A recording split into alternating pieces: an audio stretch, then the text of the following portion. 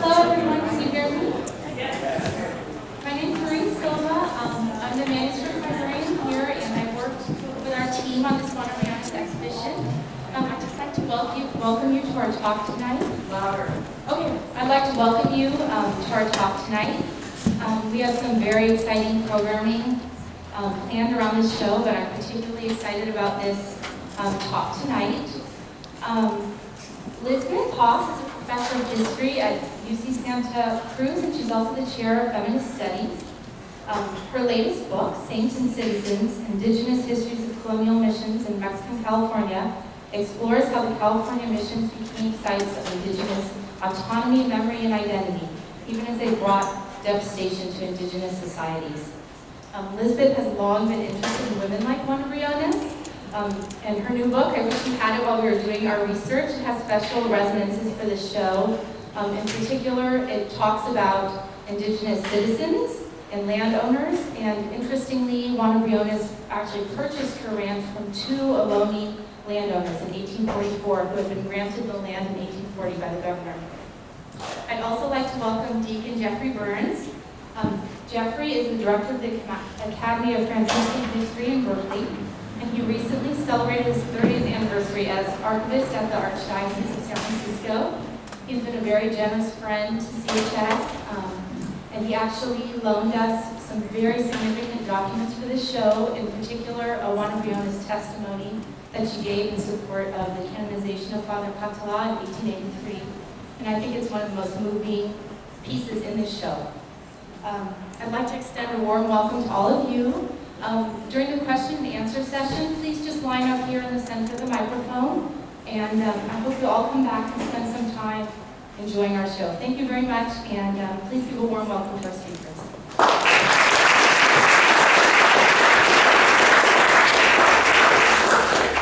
Well, I'm delighted to see all of you here, and thank you for coming. Just raise your hand if you can't hear, because this microphone, you have to speak into it very specifically. So, well, let me just begin. As a historian, I'm always interested in how people tell their histories and how they talk about their stories, the words they use, the concepts they use. So really in this book, it is all about how indigenous people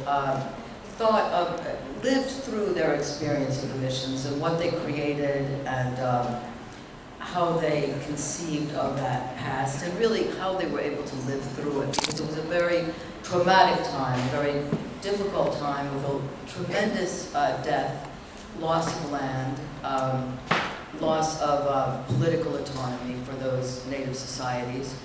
And yet they lived through it, and they survived in ways that they also thrived. And that's what the book is about. So I'm interested in the perspectives that they brought to bear. And I look at native productions, and this is one, for example. Let me just begin with this. The horse. Now, in colonial society, the missionaries and soldiers and settlers, they brought their religious images and objects as a fundamental way to practice Catholicism itself. And they also, the paintings, the many paintings and prints that circulated in colonial society, told the most important stories that the church was trying to convey. Now, in fact, prints of the saints and religious figures, for example, would circulate. If there were less than about 800 people in a mission, there might be 1,000 prints circulating among that indigenous population. So the prints were also something that were numerous enough that they circulated widely and that they transformed people's sense of that was the introduction to literacy too. It transforms people, it gives them a kind of interiority. It transforms the culture in itself. And so native painters, while really the objects that were desired by the Spanish were the ones that were made in Spain or that were made commonly in Mexico City, the paintings were. But there was a very strict policy, a politics of the image. And within that, native painters were leaving their own interpretations. But it was very difficult to do so because of this strict politics of the image. But one thing, this is taken from the Stations of the Cross, and what you see here are, look at the horse looking directly at you. Now that's something that you won't actually see in most Spanish Stations of the Cross. In fact, I've never seen it. In these Stations of the Cross, and there are 14 Stations of the Cross, in 9 of them, the horse is looking directly at the public. I think in this one you can also see that's the larger picture of that horse. And you see there's almost no one else who is looking out at the audience. Most people are presented in profile, but not the horse. The horse looks directly out, here too. The horse, while sideways, both of his eyes are looking out at the viewer. And many other things are going on in these pictures too that make them so interesting. And here again, the horse, the only one looking directly at the viewer. Okay, so I'm going to stay with that. Now, why? Why the prevalence of the horse in these paintings? The great number of horses in these paintings reflects the prominence of the horse in establishing colonial power. The colony strictly enforced the law that prohibited indigenous persons from riding horses, except in particular circumstances. The horse the Spanish brought to California, grew to enormous herds very quickly, actually.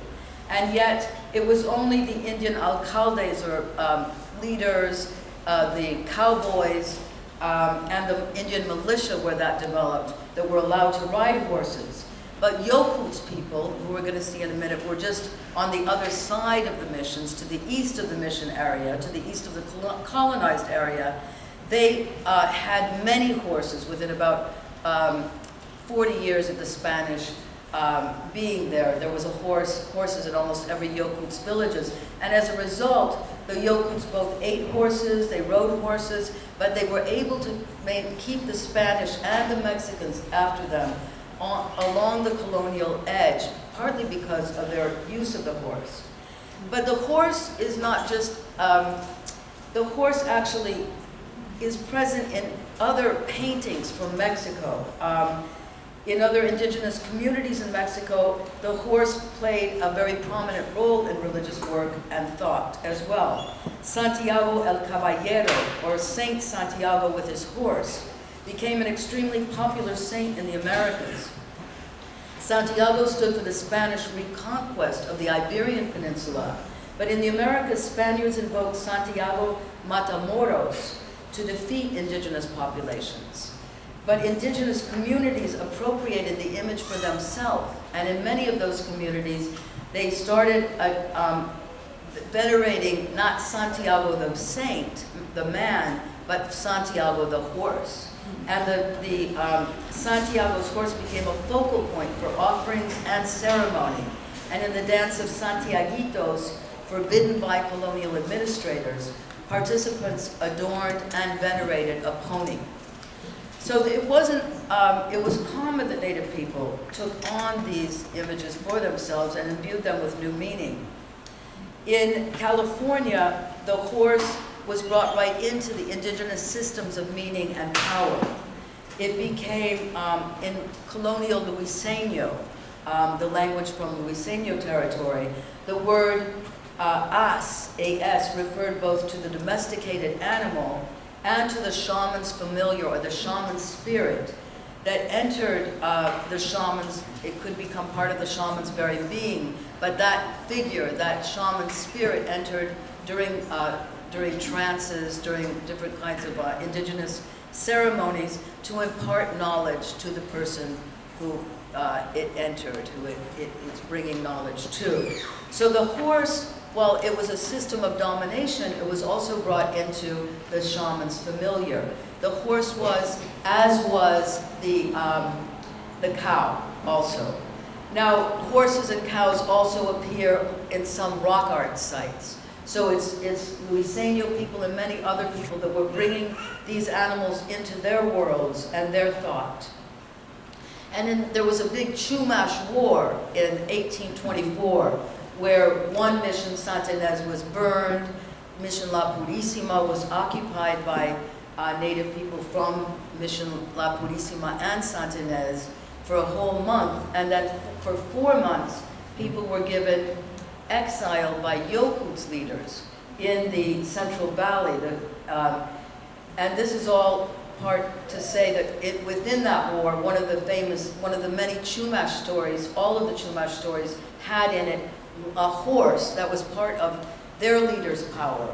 Their leader who could wear something around their neck, a woven piece of hair that would protect them from Spanish bullets, supposedly.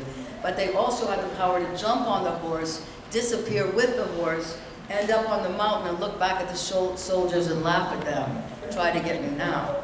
So that it's part of the community story, but it was really part of the world of the sacred and the world of power as brought in by many different people. So the horse, along with representations of saints, martyrs, and biblical events, entered the iconography and imaginative landscape of indigenous people in the missions. And where they could, indigenous painters interpreted the visual narratives by imbuing it with meaning, their own meaning. Another point, of course, the book is called Saints and Citizens, and it's partly called Saints because, well, Saints was interpreted in one indigenous language, Ahachamem, at Mission San Juan Capistrano. The word for saint, Nantunan, was any great men of the past in any line, really any great persons of the past in any line. So that we do also have, for example, the Archangel Raphael. This is painted at Mission Santa Ynez, and probably painted right after that revolt, and this probably represents one of the major leaders of the revolt. But again, it's the Archangel Raphael, who's a healer. And he's got all of the accoutrements of Raphael. We know him because the strict iconography that every saint has to have, that Raphael always has a fish and a pouch. He usually has a pouch as well that shows he's a healer. But in this case, and of course he has the cross on him, but he's actually wearing a cape like Chumash leaders wore, and he is carrying the actual whale that's very important in Chumash iconography.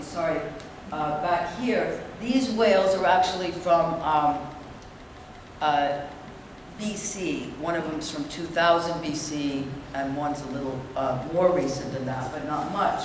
So that's how long those whales had meaning in that society, and then end up in a colonial indigenous painting.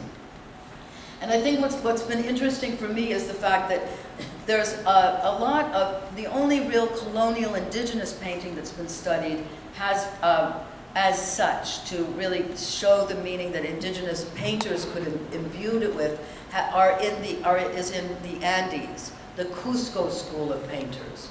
But just by studying the logic of their translation, I found that logic of translation useful to also study then California works, even though we're working with very different systems of logic and different systems of iconography. But the translation, that process of translation itself, is very instructive to end up with indigenous colonial art in Mexico, in California, in the Andes. Now, and then just finally to say, Serra himself, of course, every mission had paintings and paintings of their patron saints. Now, Serra was always writing Mexico to get more paintings sent up there. It was very important to spiritual practice and to the visual meaning of Catholicism. You have to have images. And so Serra would always beg, but don't send the saints in blue. Stop sending them in blue. Send them in brown or gray. Well, gray, right? was the habit, right?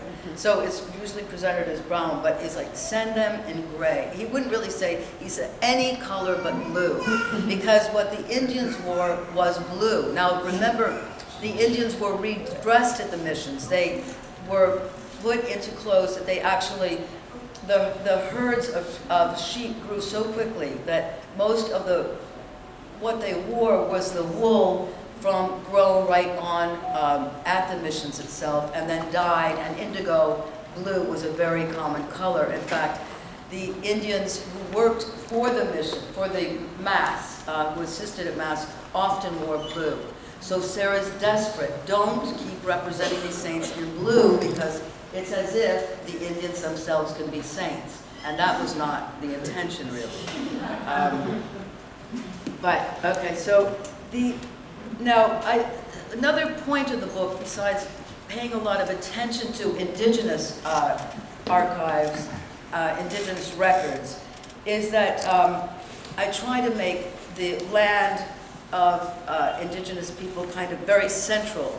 In most mission studies, right away, we get the identity, like you see California by 1800, you'll see most of the missions present, and you'll see the presidios and the towns, but as if that's the sum total of everything, when in fact all of those missions, presidios, and towns are on Indian land, and Indian people never forgot that. So their politics throughout the Spanish and Mexican era were to go back and claim their lands, or interestingly claim the mission as their land. This is showing us, giving us a sense of the vast diversity of Indian people in California. This is the north, and this is more the south. These are the kinds of, every language group that was spoken in the Americas, but one was spoken in California. So these are deep histories of migration, but such deep histories that a migration from east, west, north, and south, but such deep histories that people encountered themselves as the Chumash in that territory in an unbroken way, later being called Chumash, but of course they were called many other things. So for 12,000 years, in an unbroken way, Chumash people were there. And here's Chumash languages, and the Chumash people also have islands off, as you know, I'm sure. But I bring this up too because I want to show you the actual colonization happened at a very narrow edge.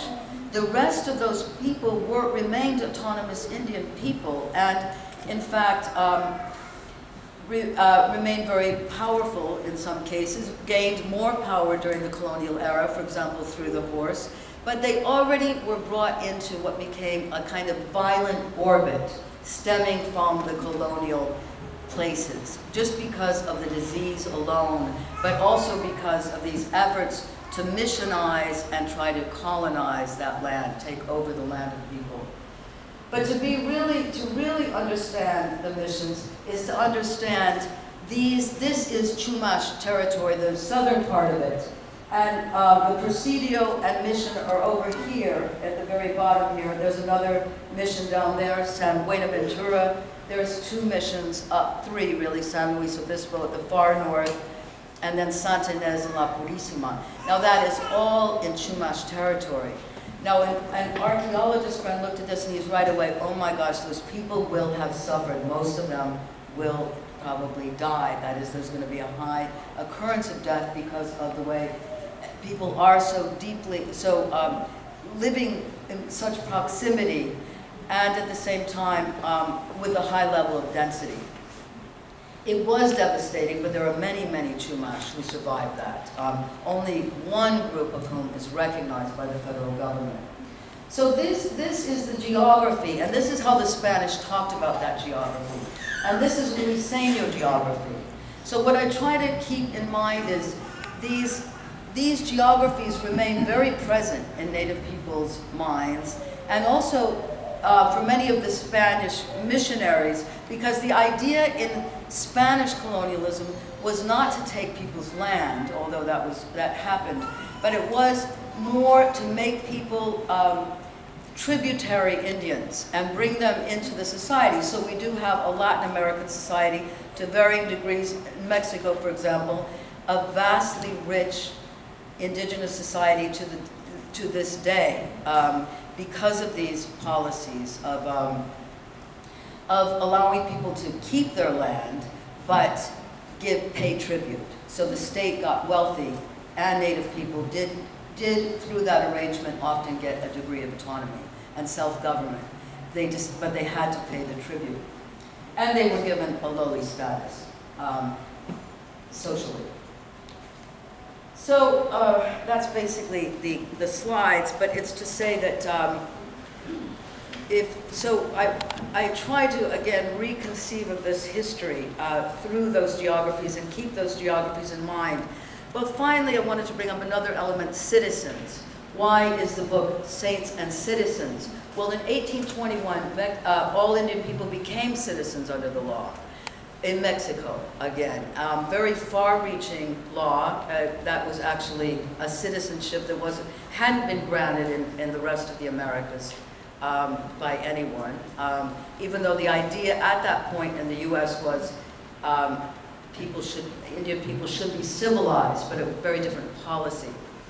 So here they were talking about full citizenship under the law for every Native person. But then, as we know, especially the Indians who would become the full citizens were those who went into the missions, because they were the ones who at the beginning had become Indian anyway. Most Native people, of course, the concept of them being Indian didn't exist in Native society, so it was an introduced concept. And once you became Indian, then you could also become a citizen. But to be a citizen, people had to first be emancipated from the missions. So there was a process by which Indian people began to apply for their emancipation. And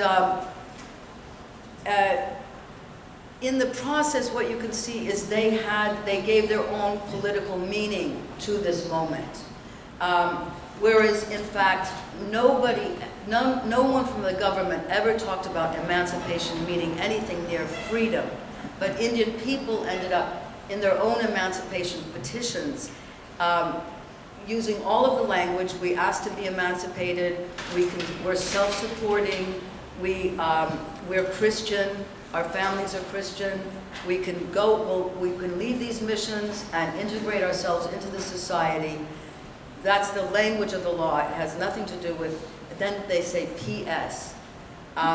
Your esteemed excellence. We ask for our freedom.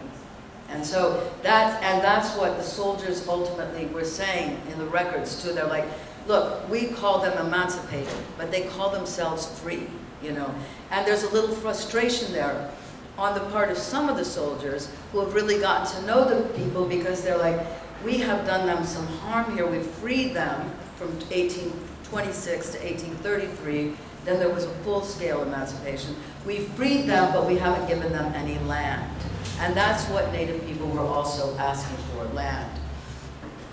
But interestingly, while they were given often the possibility of the Mexican idea at that point, it's really a Spanish-Mexican idea, is we will make a pueblo of Indians for these people. So some of the mission, and they piloted this with a group who was very adamant in Southern California about getting their freedom. They had already petitioned the government at one point, and I'll just read you the petition.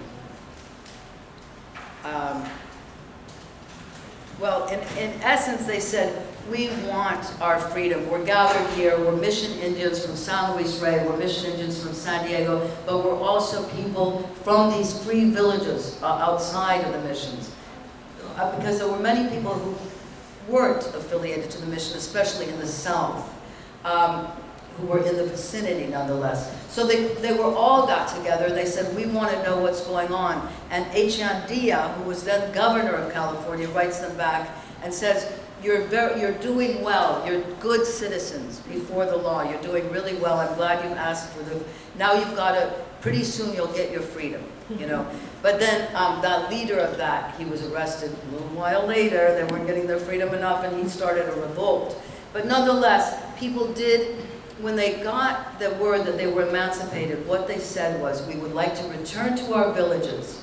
And there are instances of people who were 50 years in the mission, whose kids have been born and raised in the mission, whose uncles and aunts were there, and they all were petitioning to go back to their land.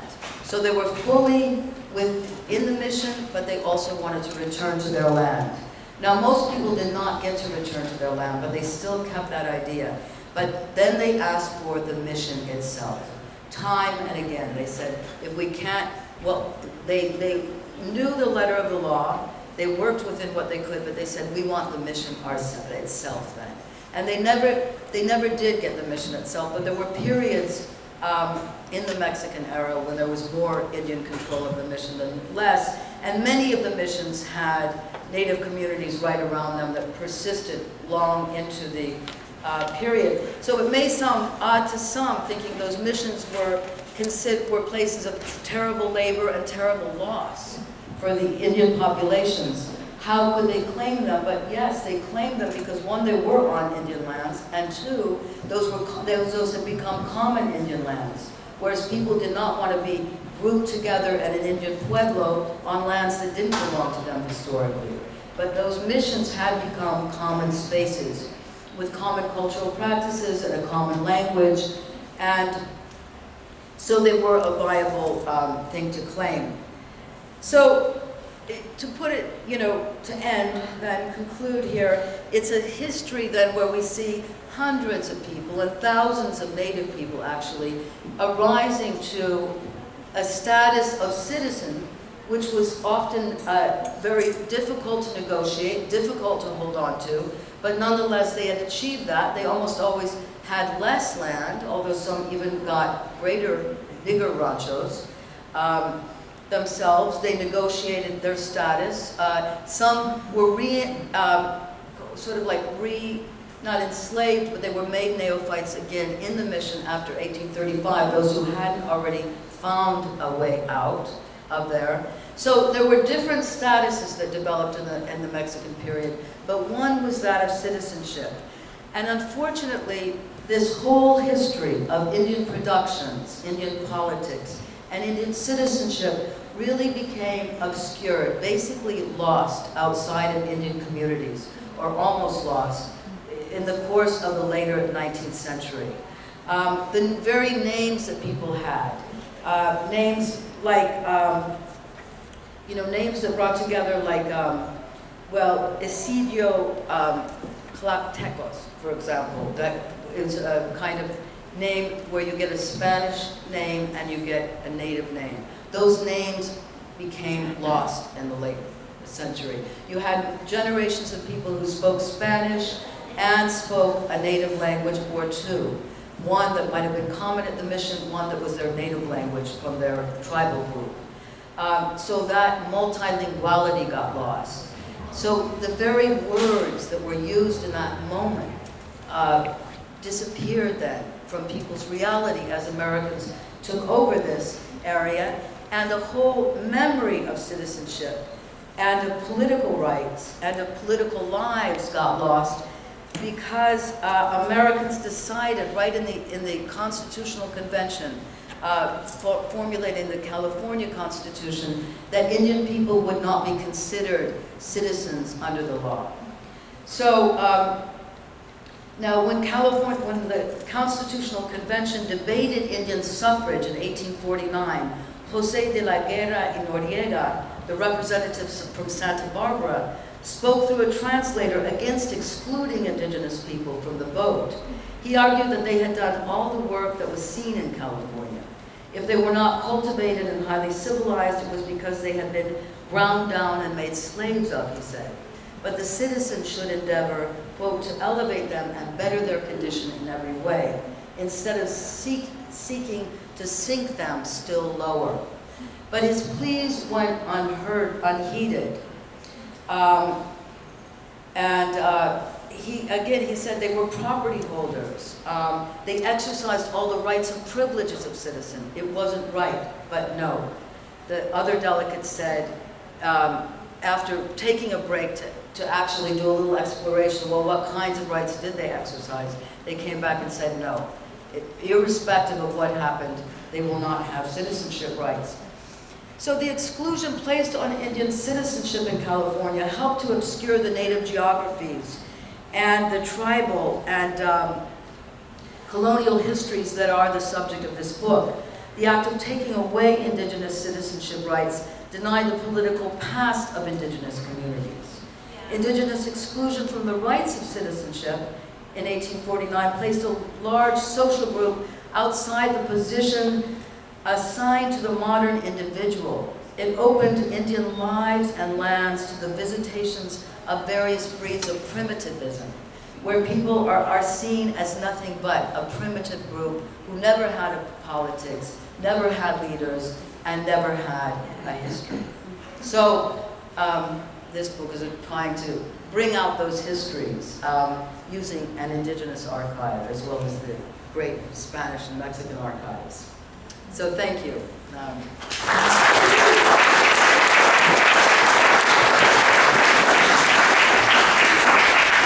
you, Beth. What we're going to do now is Beth and I are going to have a little discussion about her book, and then we'll open it up to questions from the audience in a few minutes.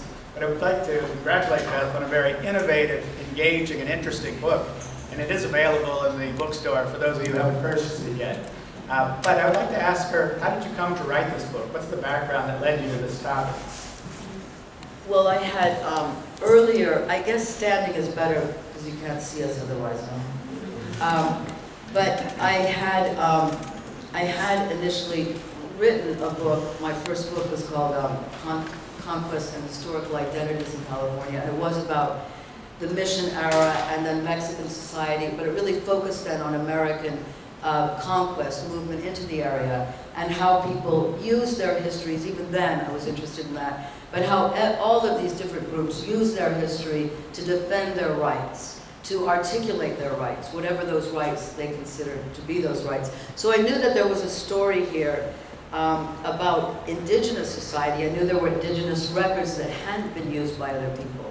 So those are that's what I was led back to this history because I wanted to explore. Well, I didn't feel that there was a good indigenous history written of this period. Most of the books written on the missions are about Spanish-Indian relations. So there's a heavy focus on really the Spanish documents, Spanish perspectives.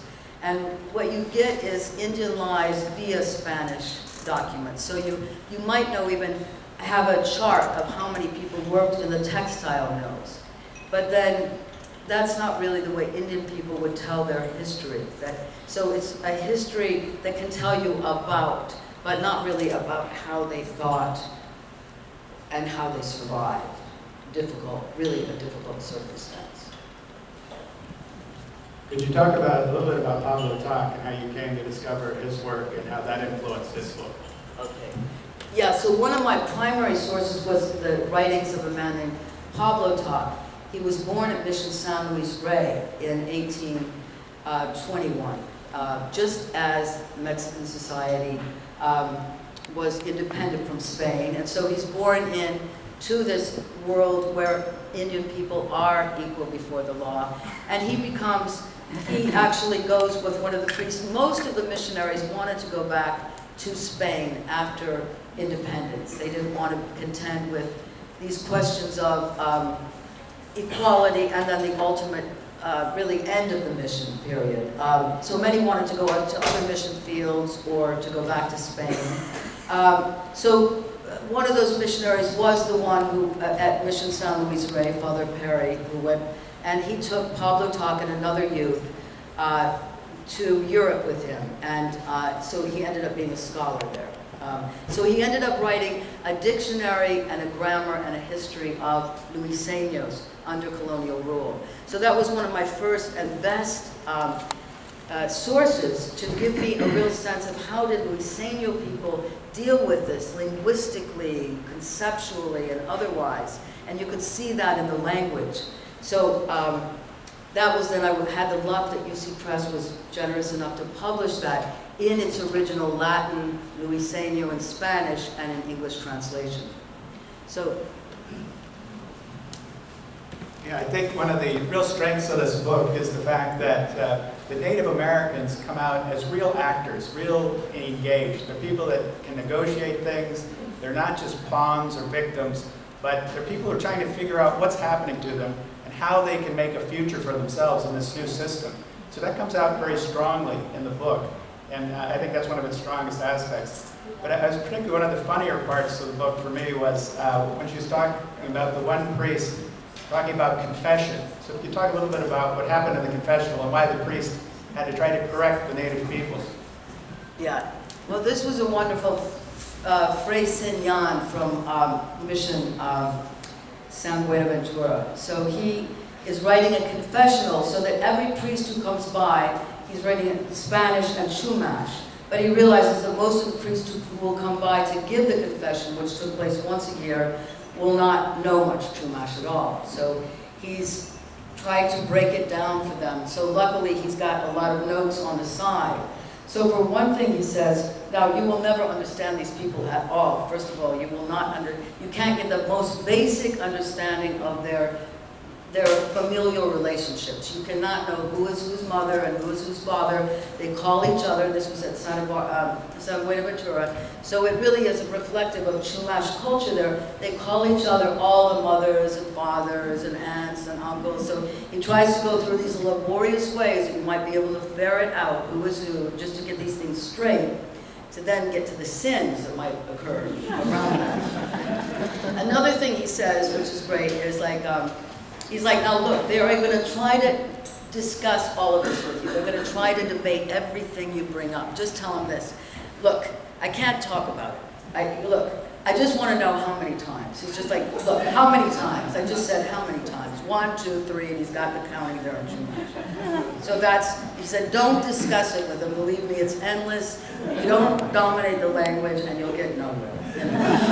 And so, and then another thing that's interesting about that confessional is around stealing. He's got all the beads that are being stolen so that the priest can adequately ask, well, what beads did you steal, you know, and how many? And so there are really only 2 types of the beads. At that point, it looks like there's a kind of, the beads were made on the islands.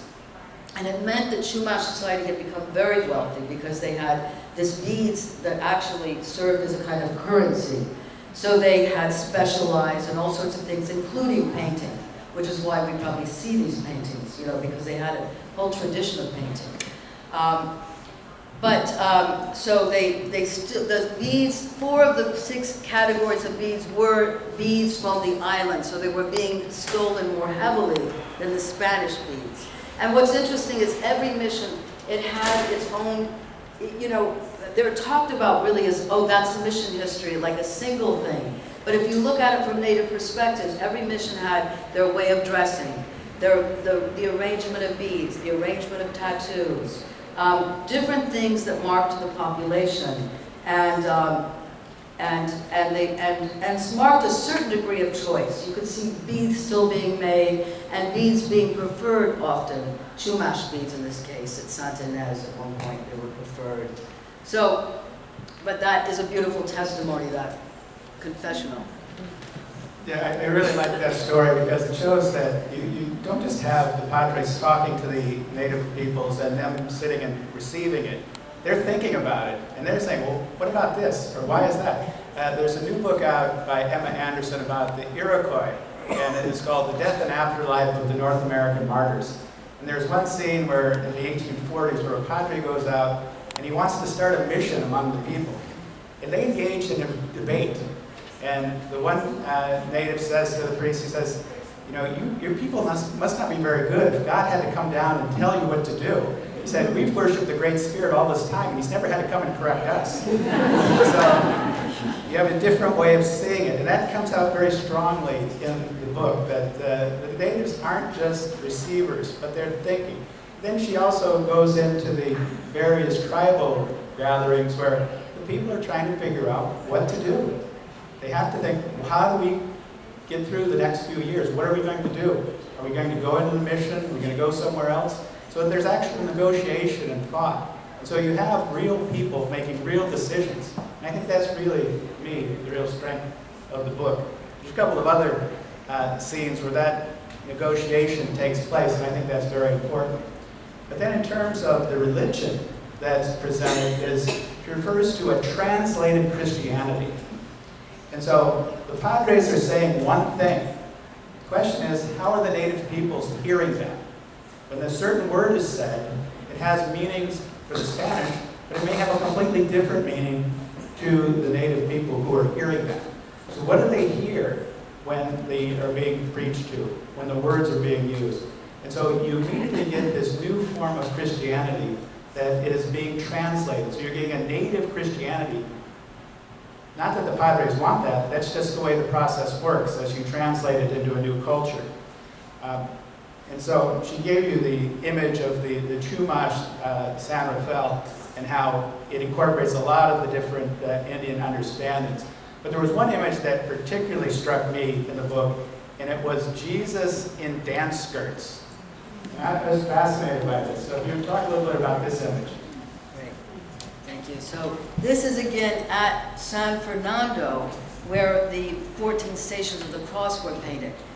So some of the missions actually were much more in their iconography, much more indigenous than others. They were smaller missions, they had less money to spend on imported goods, and they ended up having more indigenous kinds of things. Now dance, this is a dance skirt that Jesus is wearing, and dance happened at the mission all the time. Dance was a way of getting knowledge. Dance was a way of rectifying conditions. Dance was a way of healing people, and it was allowed at the mission. Now, sometimes you could be brutally punished for being a healer if you were healing for and through dance, and someone was paying you. There are cases of just brutal punishment for that. Being whipped outside of the church, after being held in shackles sometimes, being whipped publicly after everyone comes out of the mass, things that traumatize and took people close to death. But nonetheless, people continue to dance and usually were allowed to dance. So Jesus in a dance skirt right there at Mission San Fernando, it's just, especially in the Mexican era, this was more allowed than not. Although I think this could have happened in the colonial era too here. Yeah, I think the incorporation of native meaning with the traditional crucifix here is very, very significant and important. It shows, again, the mixing that's taking place. I wanted to talk a little bit about the indigenous leadership within the mission itself, so that when they entered the mission, they didn't just stop leading, they didn't stop thinking. What happened inside the mission? Okay. Well, and I did want to say a word on translation. I spoke with his class, and a couple of years ago, many years ago really, and Jeff gave me this beautiful book by Lene Sinan, or he gave me the citation that does talk about Christianity as translation. So that's a beautiful study that goes all the way to the present, well, because he's a contemporary theorist. And in Jeff's class, to my great surprise, there were people who were going to go into the mission field, but they loved these ideas of not destroying the culture, but of learning from it. So anyway, let's see, the leadership in the missions, yes, there were Indians who had formal leadership positions who were elected to be the alcaldes or to be the leaders, and usually they were elected by tribal groups. Sometimes tribal groups would share the power in the missions. Sometimes they would have greater power in the missions, different tribal groups. You don't really see conflict in the missions, but you do see Indian leadership at every level, and you have to also imagine that leadership through native stories, because native stories focus almost exclusively on that leadership.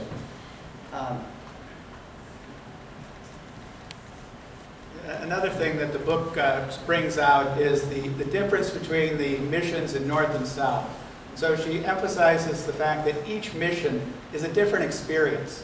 It's difficult to talk about the mission system because each mission has a different way of doing things. And particularly when she looks at San Luis Rey in the South, it's very different from, say, San Francisco here in Northern California. So if you talk a little bit about the difference of North and South. Yes. Well, in the more arid south, the missionaries determined that they couldn't necessarily have one mission that would actually be able to support 1,000 or more people.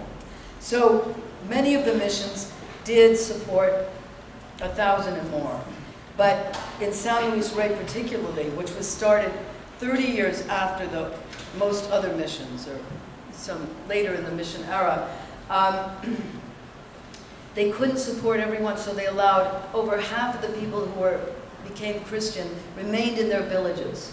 So it turned out that they had a much higher survival rate, it was a much wealthier mission, because people were not all congregated in the mission, where there were high death rates and a kind of a strangulation of native culture to a much higher degree than outside, than in San Luis Rey.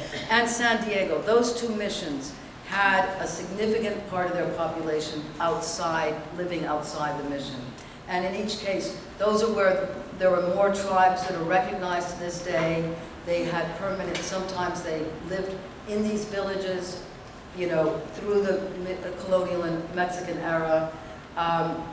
But in all cases, they have a much higher degree of being recognized as indigenous tribes, whereas other people didn't have the same continuity to prove their Indianness, but there's really no doubt when you get together with different groups of people what their history has been, because this history did also take people paid a pretty high price in terms of the legacies of colonialism. And I really started focusing on the leadership in the missions when I became aware of the price that people, at least the communities, were still paying with like historic trauma, signs of historic trauma. People carrying pains and anger that are just really very hard to control, very hard to get rid of, because there was no even language to how do you work with it.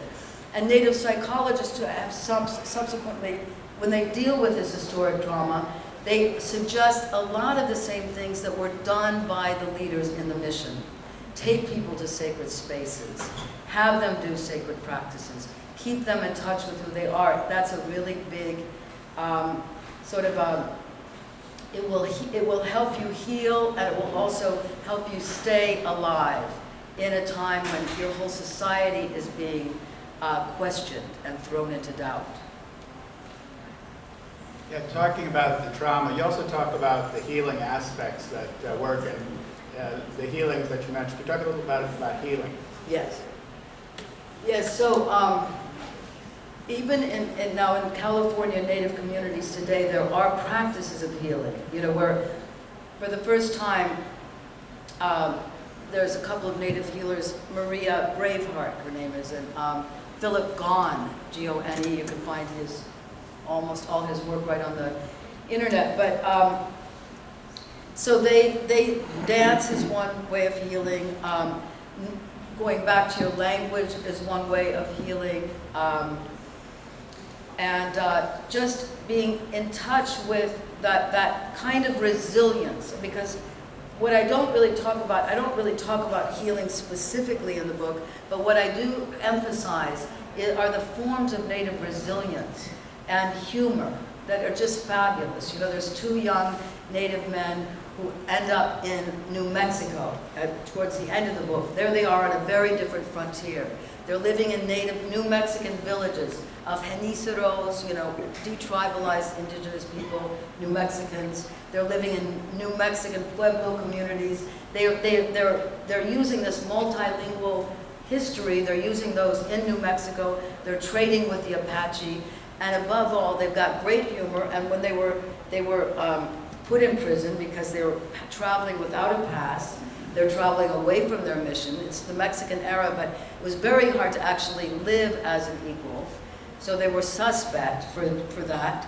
But a lot of the guards came in and said, no, we know them, they're good people. So you can see that the guards had known them from these different New Mexican communities, but they also were able to escape. The case had to close because from one day to the next, they were gone. So the guards liked them too. But it's just a case of the kind of translation, the cultural adaptability, well, the cultural sort of intelligence that people used in the colonial era, again, to make the connections, to be able to survive. Yeah, I was interested in the section you talk about the Chumash War. That's the term that they used for the Chumash War in 1824. But one of the things that struck me was that some of the people she cites said that they had a protection against the bullets of the Mexicans or the soldiers.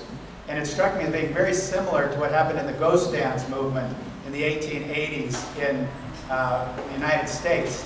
And she referred to one scholar who said that this was typical of people who had been subjected to colonial violence. So I'd like to just talk a little bit about the connection of the ghost dance and the same sorts of rhetoric that was used. Yes. So when the ghost dance, people felt they could dance, they would be protected from the bullets of the Americans, in this case now, the ghost dances in the American era. It's very much like movements that do happen elsewhere in Indian communities where, as happened in the Chumash Revolt of 1824, the idea was at MARTINEZ, people thought that the Spanish bullets would not kill them, that there was a chance that they would survive even upon rebelling. And so these ideas, and the idea that came with the ghost dance was all of the relatives who had been killed, all of the suffering that had gone on, all those relatives would come back. Society would be healed. There would be a regeneration. And that was classic. Indian people have had these different kinds of regeneration movements where the impossible might just be possible, where the world might be restored. And so that was very much part of that Chumash revolt. I was interested that you used the term war for that. And the fact was that it went on for several months, but there were very few casualties. I think there was, what, one Spanish casualty? Like three. But that doesn't strike me as being a major war. But that's an interesting choice of words. So if you talk a little bit about the language. Yeah, I think that's a very good point, because the war, the Chumash War, is how the Chumash people talk about it. That's how their community histories have come down. Because they were, the point being clear, they weren't revolting against the system, but they were, well, with this idea that the Spanish bullets might not kill them, they were just, the idea was they were going to take their freedom in one way or another, that they had a chance of it. And actually, probably, at least 50 or 60 Chumash people died in the course of that 4-month revolt. But it was lucky that they thought they might just be massacred, just be routinely massacred. So there was a kind of relief on their part. But their stories, they talk about it as the war, because they wanted to make the point. Our leaders had it to here. And so our leaders said, look, if they touch a hair, there's one story, if they touch a hair on anyone's head, we're going to kill them all in this war. We're going to kill all the Spaniards. But that story ends by saying, but everything ended well. It was fine. None of the stories, that's a beautiful incident, because what you do when you add native sources is you often find you end up with 2 or 3 stories.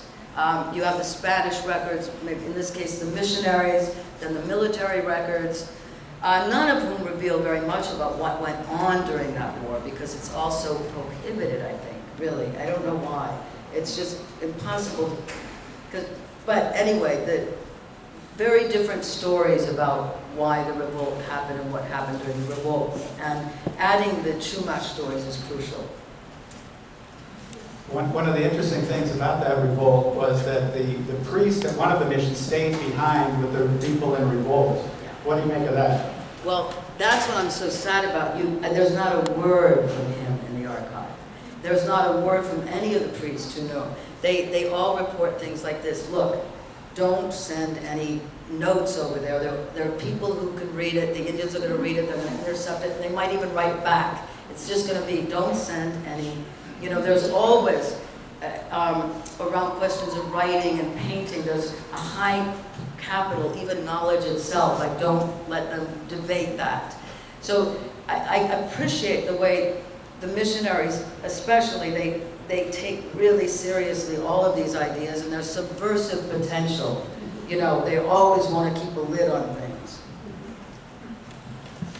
Well, this book is very rich. There's many, many different aspects that you can attack. And so what I'd like to do now is to open it up to some questions from the audience to see what you have to say and what your reflections are. So there's a microphone in the center here. If you'd like to speak into that microphone so everyone can hear you. Well, I have a comment. It's something that you probably heard during the Spanish Revolution, when Mexicans were independizing from Spain. In the south, the Indians usually ran to the canyons of the Spanish and tried to cover them with the hats, because they thought that that would be the way, and they couldn't understand that. You know, hundreds of people died just trying to reach the canyon and cover it. Wow. Similar idea. There was something magic, because, as you know, many people have feathers, and the hat became, even was an object from Spanish to markers and Indian. The same thing like the clothing. People managed to still put things, and they had a good resemblance. And thought that maybe this I can recover the bullet for the canyon. Okay, well, that is good. Now, it's hard to, that's another excellent story of where, of how indigenous thought and politics then become, you know, kind of interestingly different from Spanish or Mexican politics, no? You want to, I can't record it, but thank you. That's good. Yes. It took 200 years or better. Speak to the closer to the microphone. It took 200 years or better from the Spanish conquest of Mexico until the end of the missions in the 1775 or 76 year. What was the death rate of the native population from Spanish diseases and Spanish rot? Well, usually the death rate is considered about 80% within, I don't know, anywhere from 20 to 100 years of colonization. About 80% of the population dies, and then the population begins to rebuild. So the remnants then were then colonized by the Spanish or the mission system in Eastern California. Well, it wasn't really remnants because people didn't die all at once like that. So yeah, you actually saw constantly, there's new infusions of people coming in, and then in the mission, in every mission, there's a body of people, you know, who live long lives, actually, surprisingly. Yeah, so I don't really see it so much as remnants. It's not like it was war. It's sort of like you have to imagine someone colonized us and we had to go into that space, and we did it over a 20 to 50 year period. But it wasn't just in the mission. I mean, it would have spread contact Yes. into the villages that had no direct contact. Right. Yeah, and there's nothing like an 80% population drop. The real population drop in California occurs between 1850 and 1860 with the gold rush, and you know, all those tribal people that remained outside of the colonial sphere were really, many were decimated during that period. So this remains a very vibrant native society. I mean, very, you know, it's wholly indigenous. There's very few settlers, actually, 2,000 or 3,000 settlers, and they grow, of course. And they're very deeply established here as well, because there's just about 3 major groups of settlers who come up, and then they get very well entrenched here.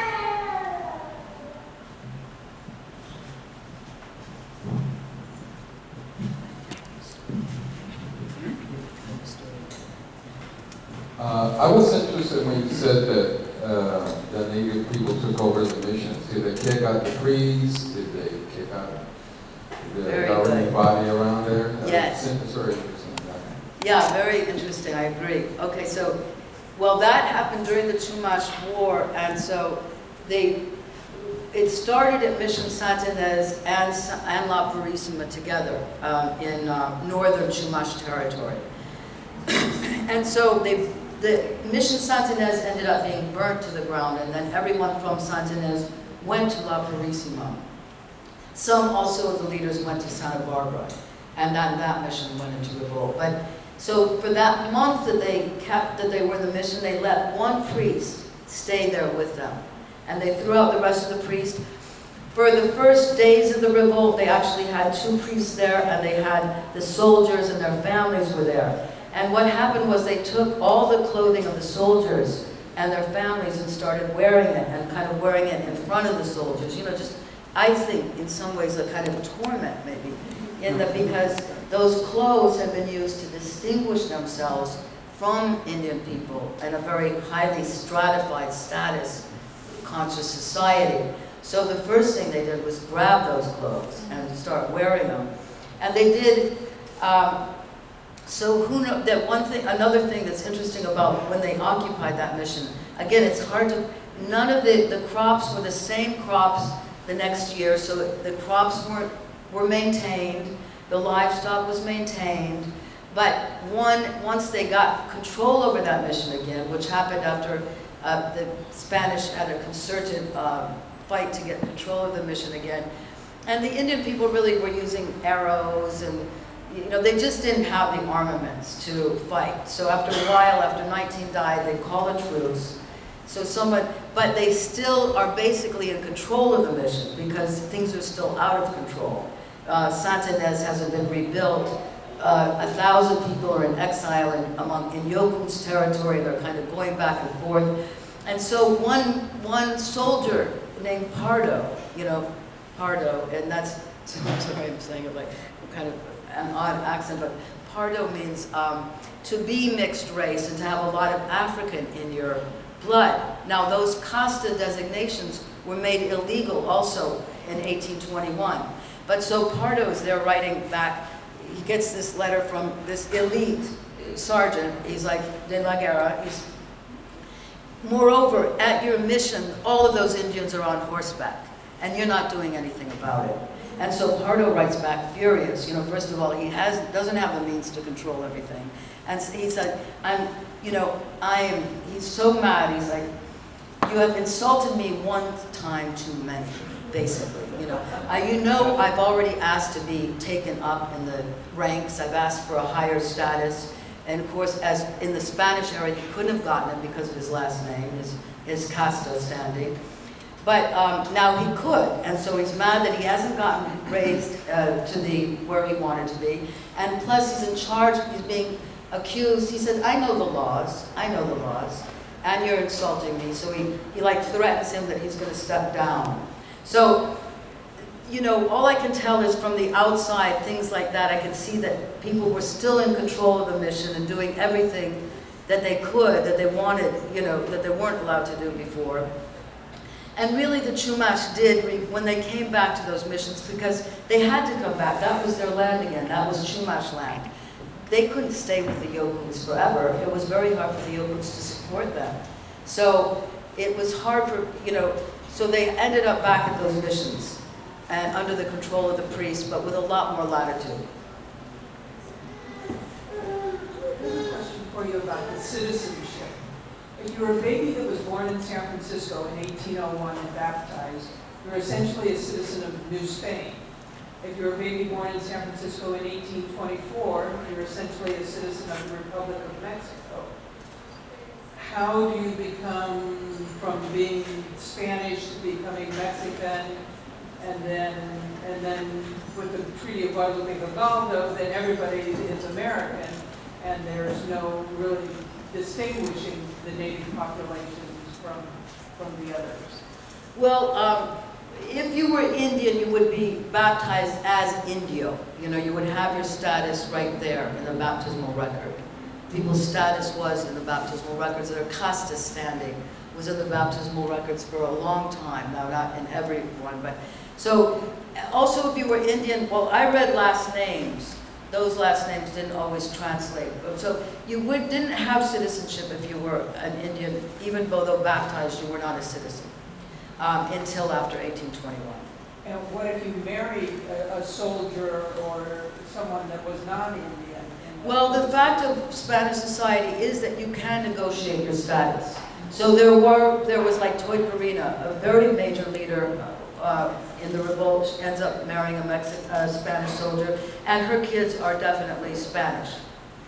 But they're always stigmatized. I mean, if you follow the kids, they are highly stigmatized. So it was very hard to get full equality. It was something you always had to be negotiated.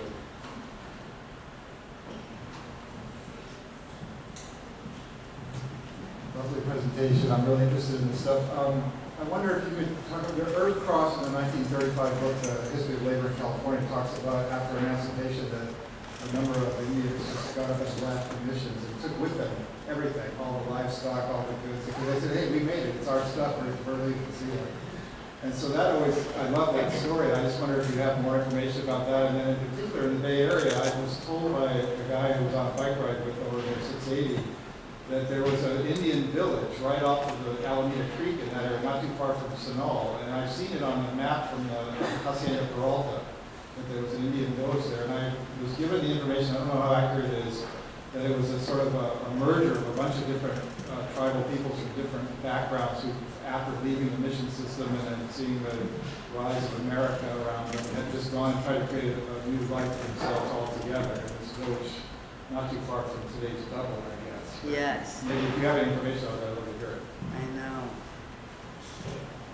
Well, I don't have, yeah, so the one incident you say where Indians left and took the livestock and that, now, that might have been San Jose, maybe, when they were going back. There was a big revolt. There was a group of people who in 1829 went back to their village that was far away from this era, but they ended up all coming back within about a year and a half. It just shows how deep this history, this immediate history, also the deep impact it had. So it was very hard to actually go back and recreate the same community, although there are studies in Santa Barbara that people did. Really, I'd have to say there's not enough archaeological work. There's a lot more that can be done. Santa Barbara has been well studied because they've had a Center for Natural History with archaeologists and anthropologists there. And so they have a tradition of that study. Up here, I don't think we have a lot less knowledge. Yeah. Could I shout? Go ahead. Can you tell us about your sources? Were they contemporary or passed down orally and then written down? Yes, so the only thing that is more from the 20th century are the Chumash histories. And those were passed down in these communities, very tightly knit kind of communities. And they're all told only for their community. So there's stories from MARTINEZ, stories from Santa Barbara. So those stories are the ones that I use as kind of community histories about that revolt. All the other sources were produced in the Spanish, colonial, or Mexican periods. And they might be at the Natural History Museum. Yeah, so the native sources, many of the best native sources are in European archives, European museums. France has over 1,000 objects, 10,000 objects, I think, from the Chumash that they got in the late 19th century. Partly because the people were afraid that, well, in the American society, they would just be murdered. You know, it was very hard to be Indian in the late 19th century in the U.S. And so, you know, there was fear involved. There was the idea we'll never be able to practice this again. But this museum wanted it in France.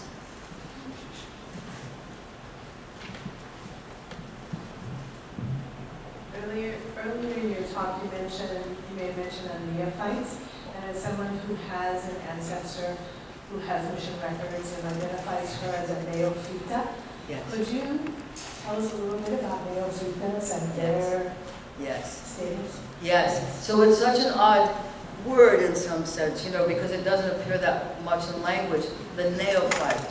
But it, you know, it just means the convert. And so you read that all the time, that it stops being used in the Mexican period. In the Mexican period, it becomes illegal to use such words as Indio even for a period of time. You couldn't say Indio, you had to say Indígena, or really just Ciudadano, you know, refer to the citizenship status. But, so the neophyte itself, that is a word you constantly see in the Spanish records. And really, it is a status that is, it's a legal status. You're on the mission rolls, you cannot leave that mission. You've lost your freedom to move about. I think that's, you know. So once you're on those mission rolls, if you aren't at a place like Mission San Luis Rey, where half the people didn't live at the mission, or San Diego, most people would be stuck then as a neophyte at the mission. They would be given passes to go back to their land, to go back to their tribal communities, or even just to go back and cultivate things that they still depended on. Every mission was much healthier if they could use all the native foods as well as mission foods, Spanish foods. So they were given passes to leave, but if you let your pass lapse, they send soldiers out to get you. Sometimes Indian soldiers, sometimes they treated you well, sometimes you got really beaten for lapsing the pass. And as a neophyte, you had to work. Yeah. Okay, just for those of you who would like to continue the conversation, Beth and I will be here afterwards. But also on April 5th, we're going to have a symposium on Beth's book over at the Franciscan School of Theology in Berkeley at 11 a.m. with Drs. Kent Lightfoot of UC Berkeley, Dr. Matthew O'Hara, and Dr. Sandra Pilo will be commenting on her book. So if you're interested, ask about that. But thank you very much, Beth, for a wonderful book.